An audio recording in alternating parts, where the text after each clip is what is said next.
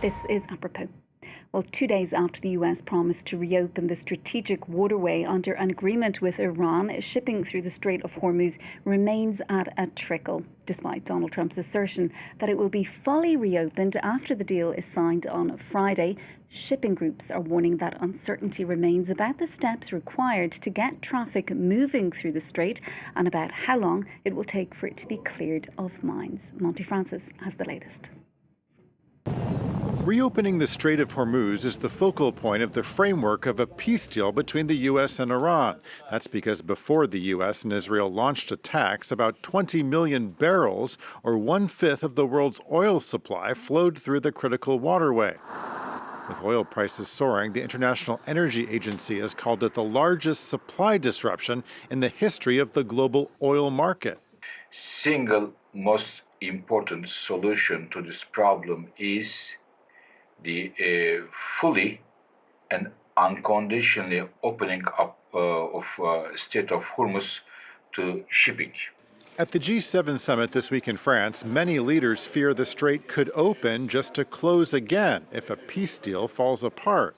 Ursula von der Leyen, the president of the European Commission, said in a written statement, "We must diversify our supply routes and develop alternative export corridors to diversify away from the bottleneck of Hormuz." But what alternatives exist? Pipelines run across Saudi Arabia and the UAE, which can bypass the strait, but they don't have the capacity to equal the amount of oil that passed through the waterway before the war.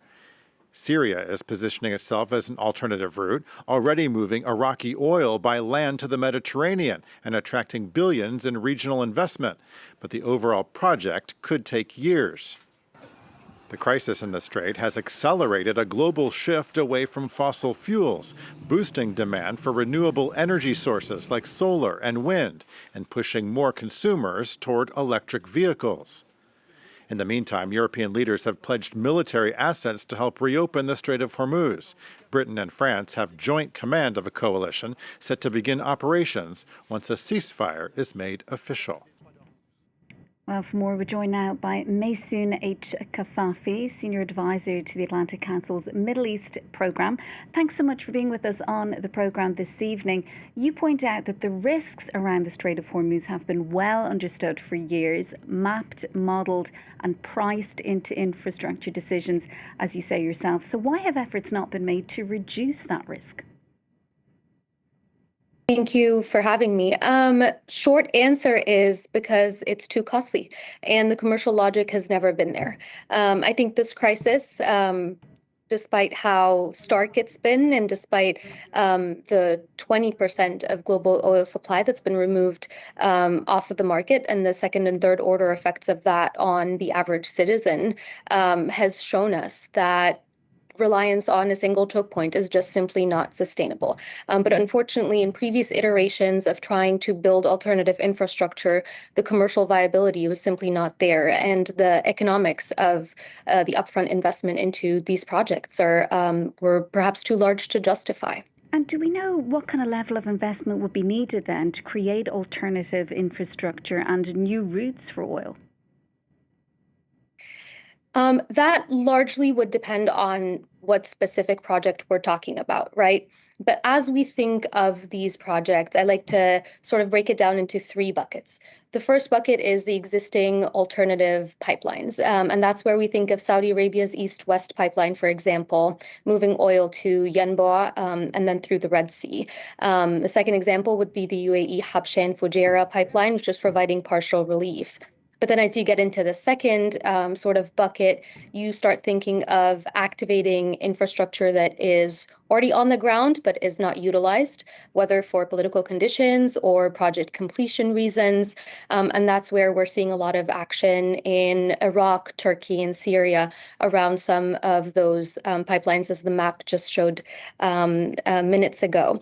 And then as you get into the third bucket, you start thinking of building off of things that are perhaps sketched out or on mapping boards. And that would look like bigger multi-sovereign trade projects like the India, Middle East, Europe Economic Corridor, or expanding existing infrastructure that would take more investment and would require a longer term commitment. So it really varies depending on projects, and we're seeing a lot of movement around those three buckets to understand where we could provide some relief and where we could see fixes.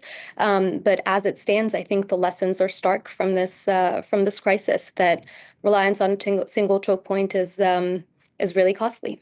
And do you think that alternative routes, if they are, put up and running and do eventually work well, might they change the competitive position of some of those Gulf producers? And which of those producers in the region are best positioned currently to get around or bypass the Strait of Hormuz? I think that's a super timely question. Does it change the landscape dramatically? I think the short answer would be no, but obviously with caveats. If we take a step back and as we zoom out, reliance on Hormuz can definitely be reduced, but there is no alternative to it fully.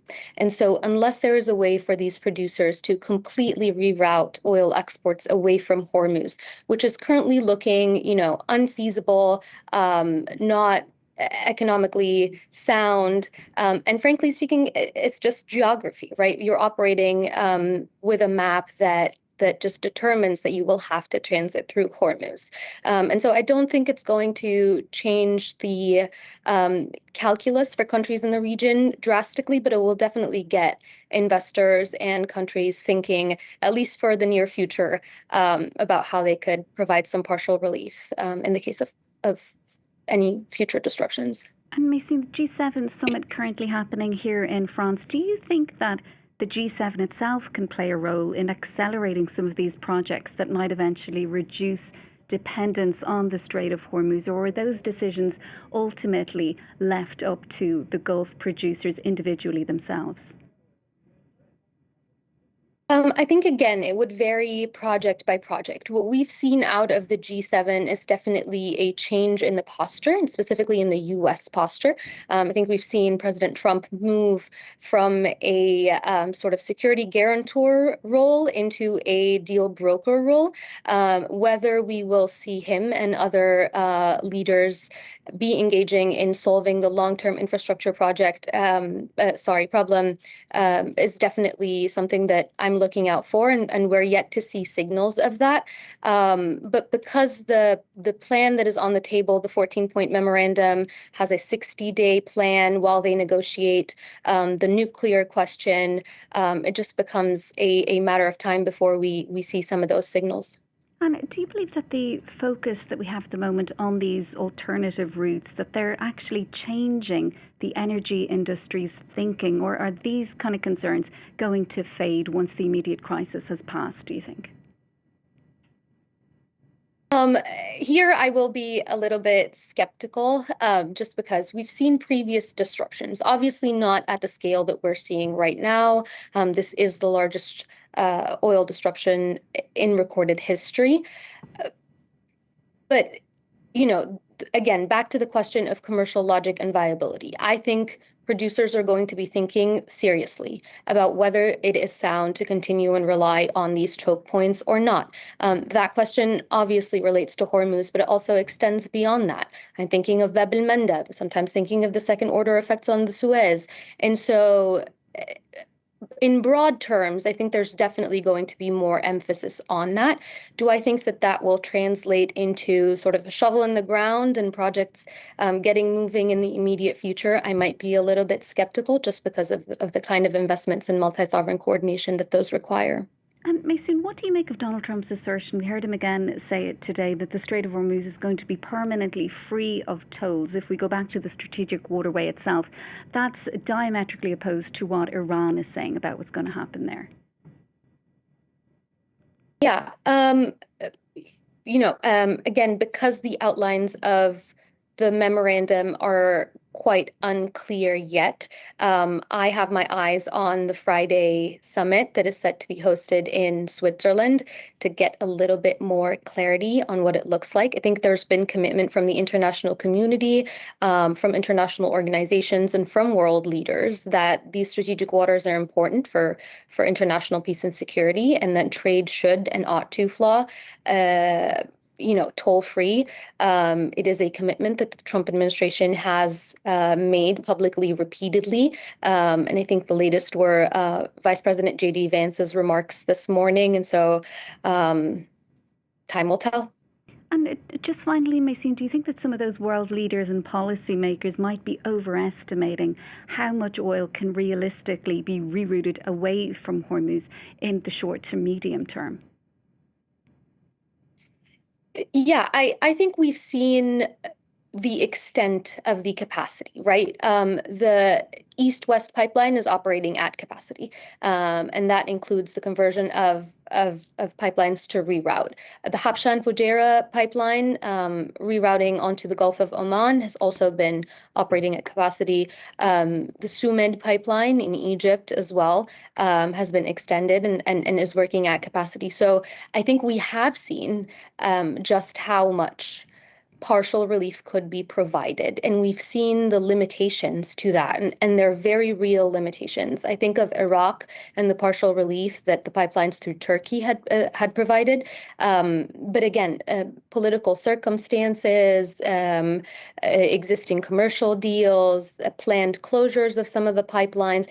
These questions will take time for us to see less reliance on Hormuz and more emphasis onto newer infrastructure and tapping into reactivation of existing infrastructure. I am not of the opinion that we could completely stop relying on Hormuz. Again, it's a geographical and structural part of how Middle Eastern energy markets function and how they export to the world. Many uncertainties remain, as you say. We may get more clarity once the deal is signed, as you allude to there, Maisoon, on Friday. Thanks for being with us and for your insight and analysis. That's Maisoon H Kafafy, Senior Advisor to the Atlantic Council's Middle East Programme. Thank you.